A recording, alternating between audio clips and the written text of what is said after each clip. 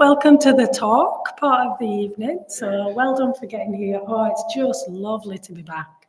I've been very snowed in on the tops up there, so it's lovely to be back with Sangha. So welcome everyone, and it's just lovely to see everyone. Okay, so we're in I've got new glasses, so I'm a little bit like this. I'm not used to them yet, so I can't see with them. So is this too high up? Is it okay? I'll keep going and see how I go. I can always move it.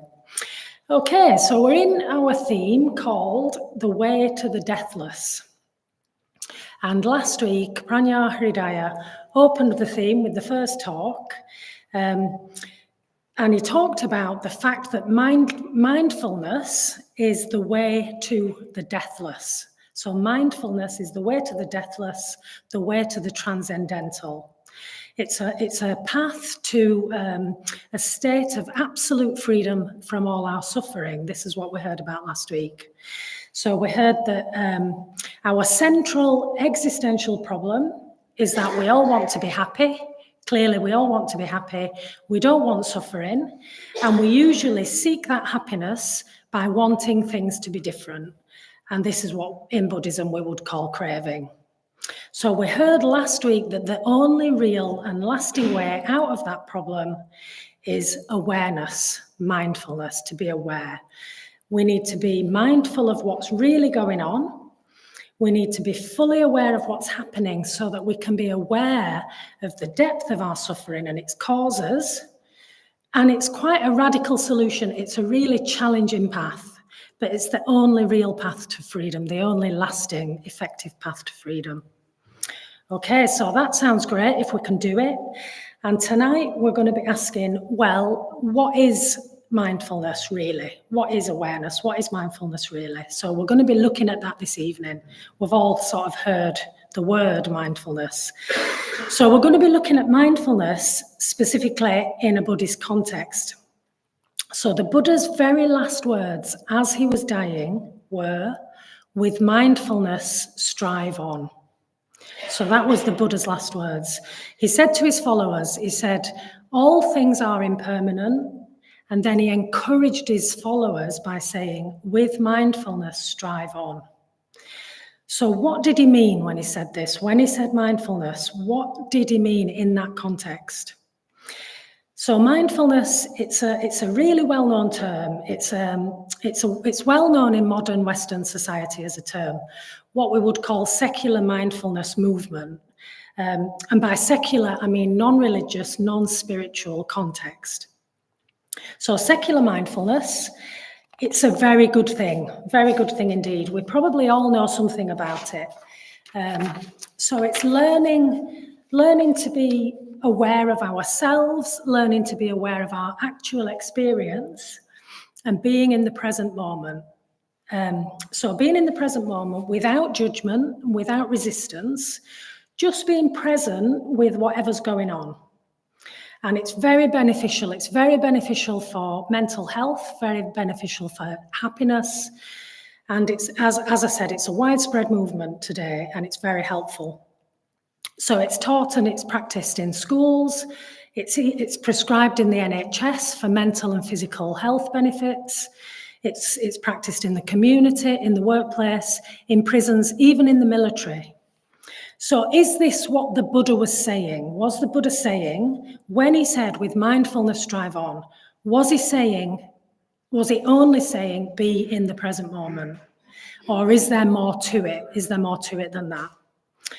So secular mindfulness is about being focused in the present moment, aware of what we're doing without distraction. So is that what the Buddha was saying? Well, maybe we can imagine a sniper, a shooter intent on hitting their target, or maybe a burglar. They may be very focused, they may be really single-minded, very undistracted. So they would be very mindful in that sense, in that secular sense. So is that what the Buddha was saying? Well, on the Buddha's deathbed, his beloved companion Ananda was there. And Ananda was stood weeping. He was sobbing. He'd been the closest companion of the Buddha for many, many years. And as the Buddha lay dying, Ananda, he was leaning on the doorpost and he was sobbing, and he said, "The master is about to pass away from me, he who is so kind." So Ananda said, "He who is so kind." He didn't say, "He who is so focused and so present," even "he who is so wise." He said, "He who is so kind." So in the Buddhist context, there's clearly much more to mindfulness than being aware in the present moment, although that is a very, very important aspect of mindfulness. So mindfulness in our tradition, it's much more far-reaching than just present moment awareness. And it's certainly, obviously, very different to the focus of a sniper or a burglar. So mindfulness in the spiritual life, I will explore this in this talk. What is mindfulness really? What is it? So we heard last week that mindfulness, awareness, it's really powerful and it's quite mysterious. So this evening, we're going to be trying to look at that. What is it? What is awareness? What is mindfulness? And we're going to unpick it a little bit, and we're going to see that mindfulness in its fullest form has got three distinct aspects. We could say it's got three distinct aspects. I've put them on the whiteboard.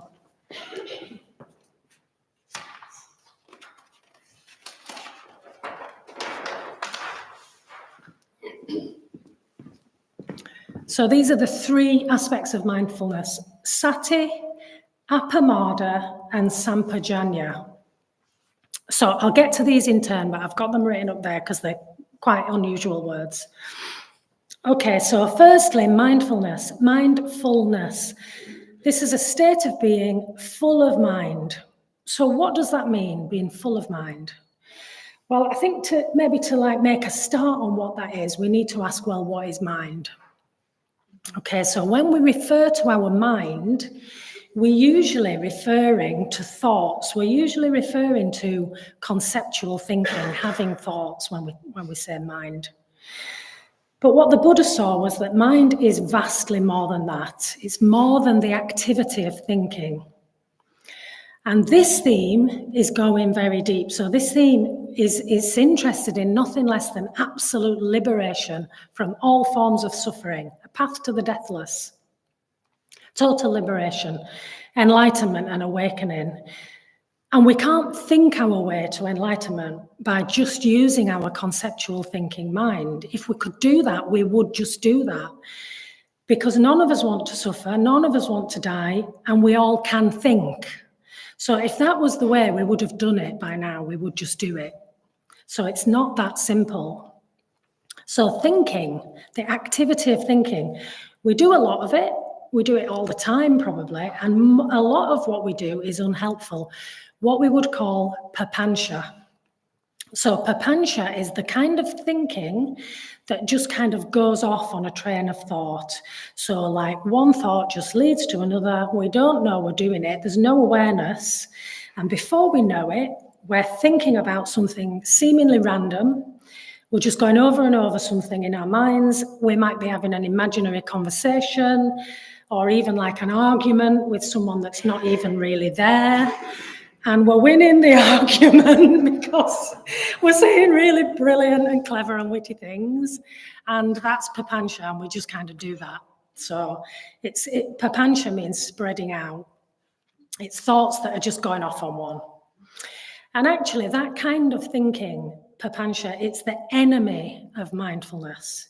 It's unaware. So there's no mindfulness, there's no awareness, and we do a lot of it, and it's unhelpful. It's unskillful, and it leads to suffering.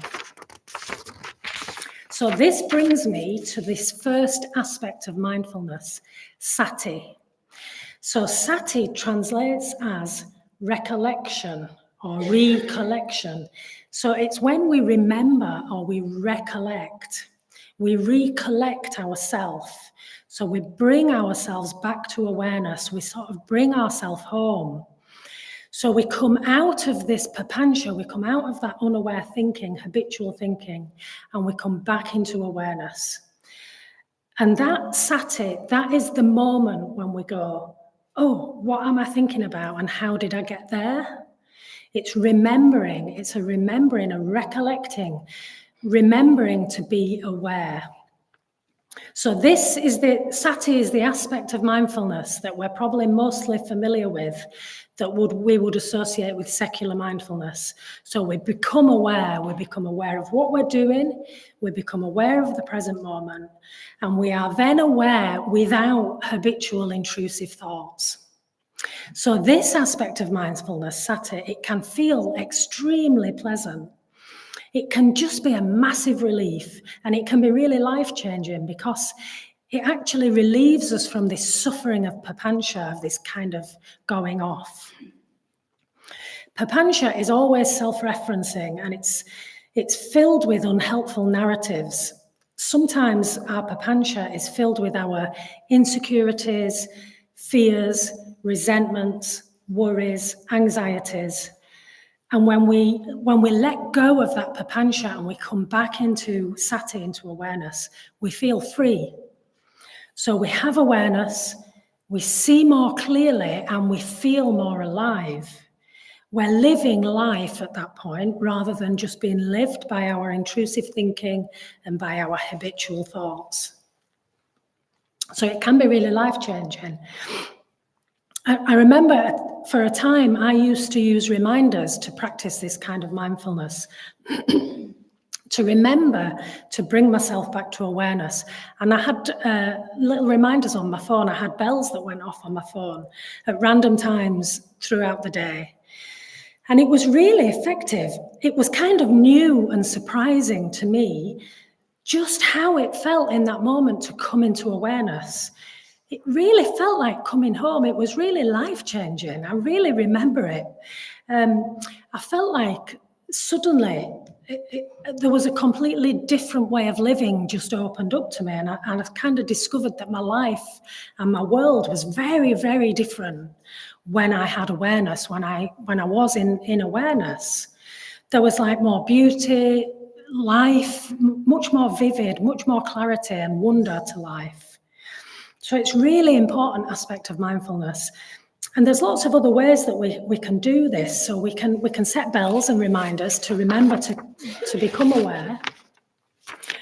A good way of doing it as well is to like pin the practice of coming into awareness onto something that we just do regularly, like maybe boiling the kettle or walking up the stairs or making some food or making a drink, walking through a doorway.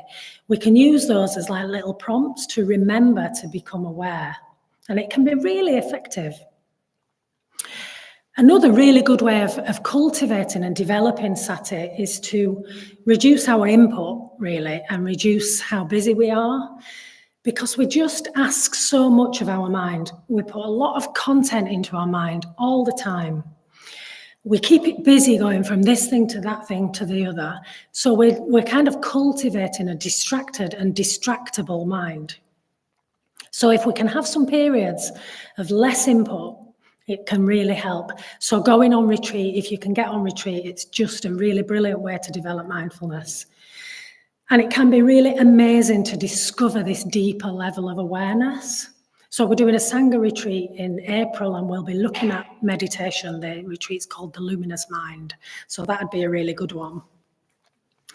And also, sati is related to the fifth precept, isn't it? Refraining from intoxicants and cultivating awareness.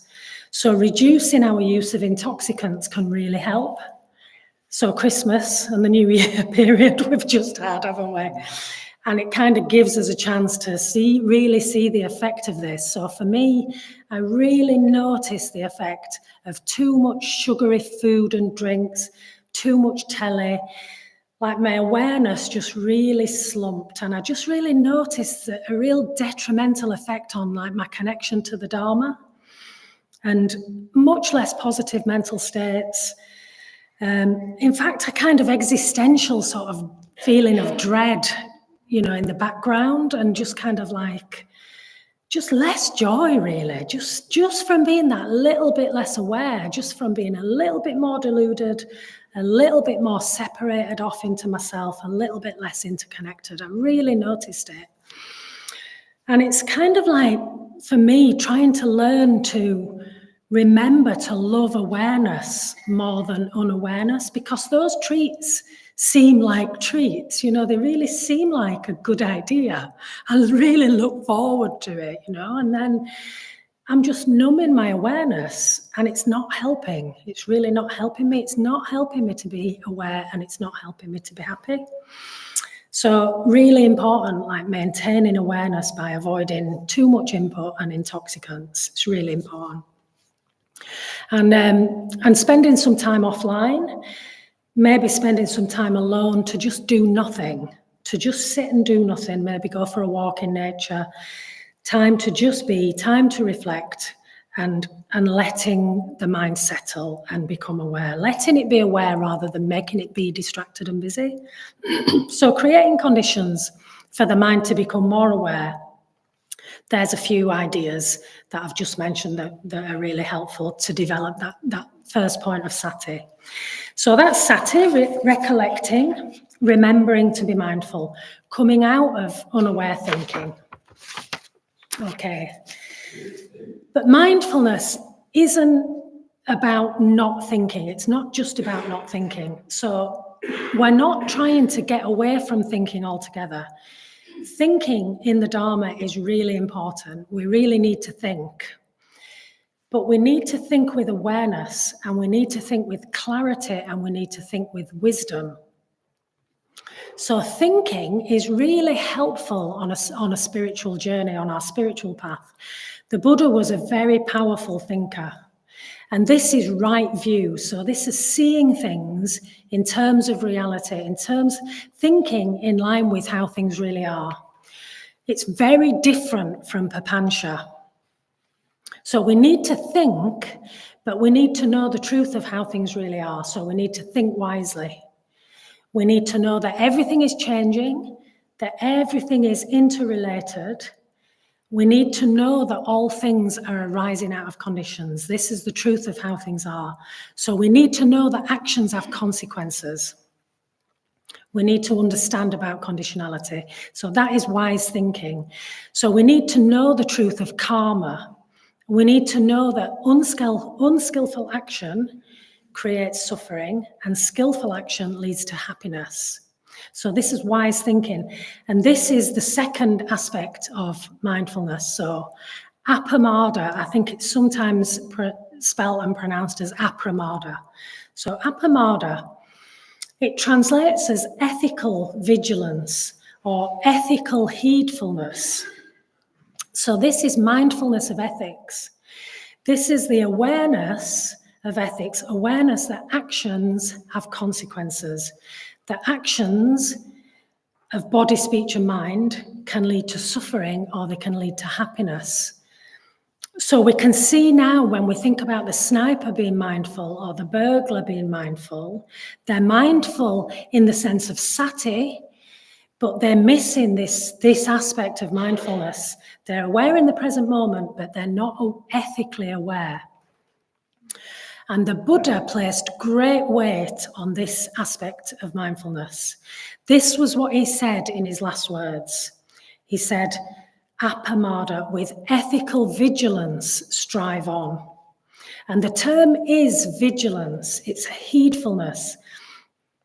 So it's about a really strong and urgent awareness of our actions, a vigilance, a guarding against unskillful action, and a striving. So the Buddha said we need to strongly strive to remain mindful of the precepts and our ethics.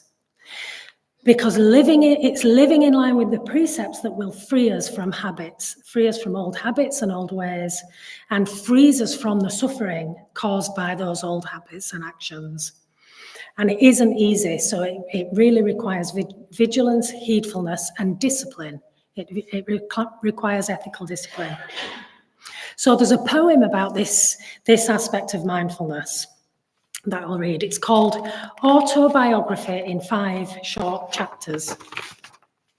So I'll read it. Just to say before I do, it uses the word fault, which isn't really appropriate in terms of what I'm saying, but we could replace the word fault with, it's when it says it's not my fault, we could say it's not my responsibility. We could use that instead in our mind. But I'll just read the poem as it's written. So 1, I walk down the street. There is a deep hole in the sidewalk. I fall in. I am lost. I am helpless. It isn't my fault. It takes forever to find a way out. 2, I walk down the same street. There is a deep hole in the sidewalk. I still don't see it. I fall in again. I can't believe I am in the same place. It isn't my fault.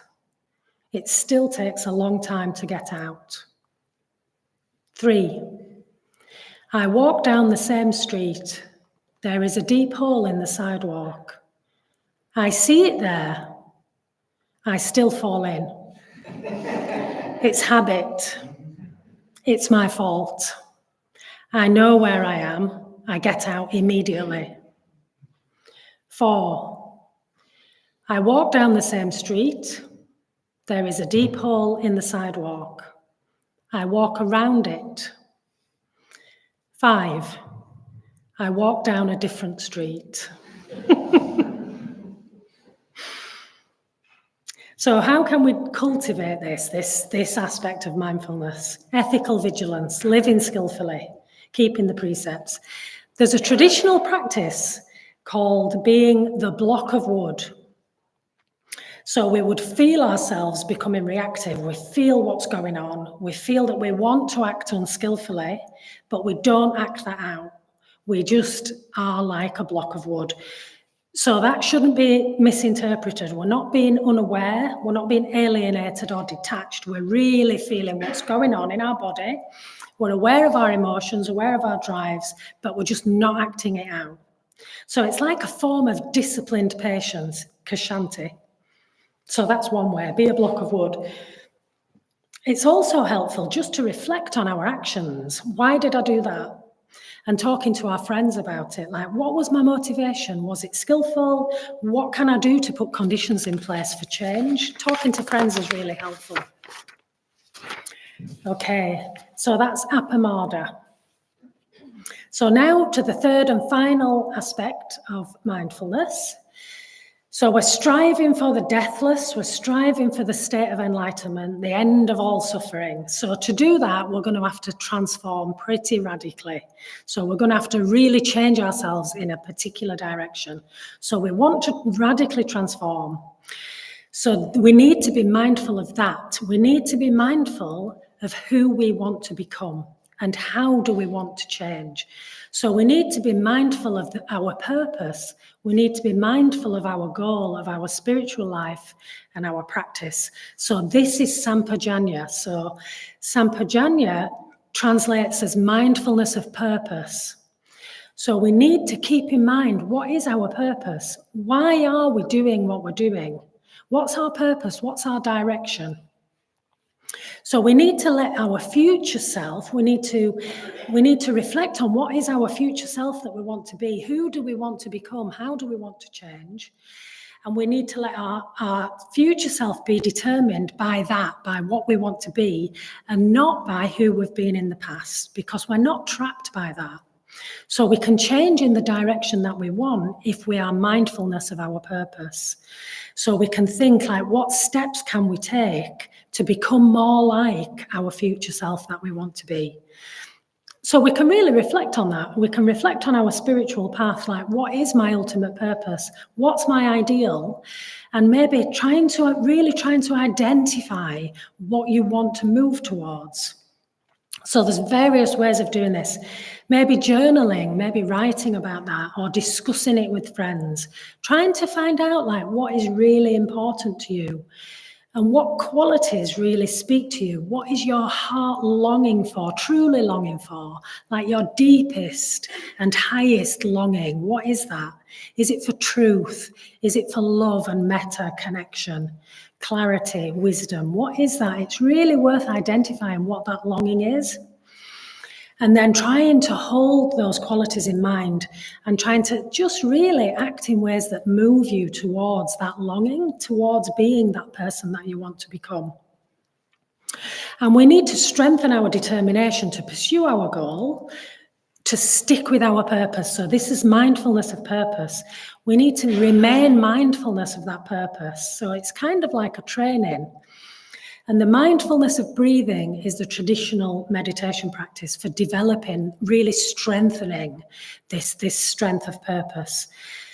Because in meditation, we just keep drifting off, don't we? We become distracted and we drift off. And we keep bringing ourselves back. We keep bringing ourselves back to the purpose of being mindful of the breath. So we're training the mind to remain mindful of purpose. So meditation is really important. I like to use physical reminders, almost like everyday rituals. So for me, I try to always wear blue and gold because they're the colours of my meditation practice. So they're the colours of the meditation on Paranita Paramita that I was given at ordination. And wearing those colours just reminds me of my ordination. It reminds me of my meditation practice. It reminds me of my purpose. It keeps me connected to my purpose, and it just reminds me. And so we can do like physical reminders like that of what our purpose is and what our goal is. And a really simple way of to remain mindful of our purpose actually is to do what we're doing now, which is to come here to the Buddhist Centre and be with the Sangha, because here we're immersed in purpose and value. We're immersed in the ideal, and it's very different to kind of the competitive commercial society that we're living in. So it's almost like we come here and get a purpose top up. Kind of, the more we can come, the better. You know, it's just really helpful to remind us. So. Yeah, another way of remaining mindful of purpose is to immerse in the Dharma. So maybe like in Mitra training groups, and listening to Dharma talks, you know, on free Buddhist audio and going on retreat and just immersing yourselves in the Dharma, reading and hearing the Dharma, keeps that purpose in mind. Okay, so those are the three aspects of mindfulness: sati, or recollection; appamada, or ethical vigilance; and sampajana, or mindfulness of purpose. Okay, so now I'm going to introduce us to a figure, a Buddha figure, that represents mindfulness in its fullness, incorporates all these aspects of mindfulness, and that is White Tara. So we've got an image of White Tara.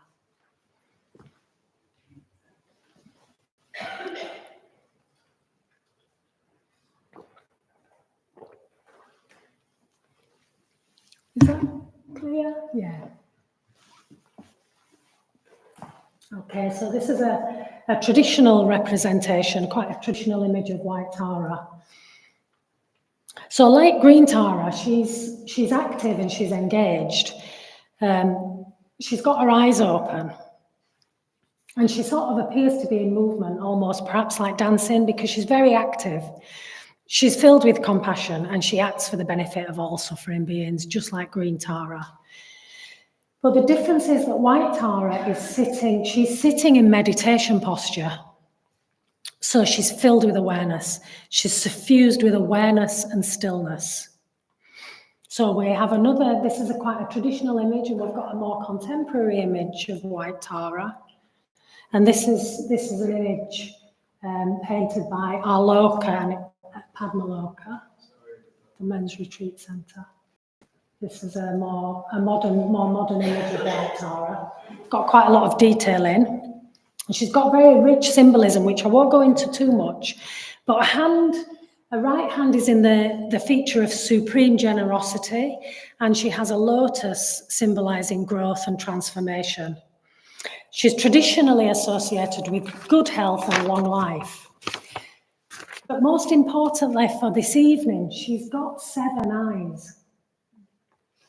So she's got the usual 2 eyes, but she's got one eye in the middle of her forehead, and she's got eyes in the palms of her hands, and she's got eyes in the soles of her feet as well. So she's perfectly and profoundly aware. So there's a lot of rich symbolism associated with all of her different eyes. But Bhante Sangha, the founder of our movement, put it very simply when he said that these eyes symbolize pure, unlimited awareness. So mindfulness awareness is just bursting out of her, bursting forth from White Tara, because she's so completely filled with awareness. Okay, so that's White Tara. So in its fullest mindfulness, we've seen the 3 aspects of mindfulness. In its fullest, highest form, mindfulness, developed to the level of White Tara's awareness, means being full of mind, filled with mind. So we asked, what is mind? What is consciousness? What is awareness? And again, Sangha was asked that question, and he was asked, what is consciousness? And he replied, well, why are you asking me? Because you've got one, haven't you, as well? I think the point, well, I don't know what the point was, but maybe the point was that mind, mind awareness, it's an indescribable experience, isn't it? You've got it, I've got it. It's as ordinary and familiar as the back of our hand. It's the water we swim in. We've all got awareness. But its nature, its true nature, is such that it cannot be described in conceptual terms. It can't be pinned down. Because when we're talking in concepts, we're thinking in terms of dualistic thinking. We're thinking in separated ways. So we're thinking about me in here and everything else out there. And obviously that's not how things really are. So as soon as we try to pin this down, as soon as we try to pin down mindfulness or awareness or define it, we've kind of gone off, we've slipped off onto the wrong track. So mindfulness really in its fullest sense, Tara's awareness, the Buddha's awareness, mindfulness as the way to the deathless, in its fullest is a realization of a state of absolutely no separation, a state completely beyond concepts and ideas. A state of being or knowing where there is no separation between what we call me and awareness or mind itself. So as though we fully become awareness. Awareness not in the sense of kind of small mind, personal sense consciousness, but awareness as reality itself, transcendent awareness. Awareness that isn't separate or personal in any way. And of course, we can't pin that down. We can't put that into words. So we can't pin down mindfulness or mind. But we can speak about its qualities, which is what I've been trying to do this evening. So we can speak about the qualities of mindfulness and mind. So mindfulness in this highest sense, mindfulness has all these qualities that we've been looking at. So we have sati, present moment awareness. That's the starting point where we really start to see what's going on. Not what we think is going on, not what we want to be going on or what we don't want, but what really is actually going on right now directly in my experience. So that's sati, and it brings aliveness and it brings presence. That's the flavor of sati, aliveness and presence. And then that is framed, wisely framed within our purpose and within our highest ideals. Where we are going, how do we want to transform? Awareness of purpose, sampajanya. And that aspect of awareness has flavors of devotion and faith, value and purpose. So this is Shraddha, this has got flavors of Shraddha. And if we could fully realize our goal, if we could realize that goal, reality directly, then we would be spontaneously acting skillfully. We would be acting in line with how things really are. So we would automatically have this ethical vigilance, appamada. And appamada has these flavors of love and metta and compassion. So if we cultivate mindfulness to its fullest, highest level, with all these qualities of awareness, that would be the complete path to some supreme enlightenment and the way to the deathless.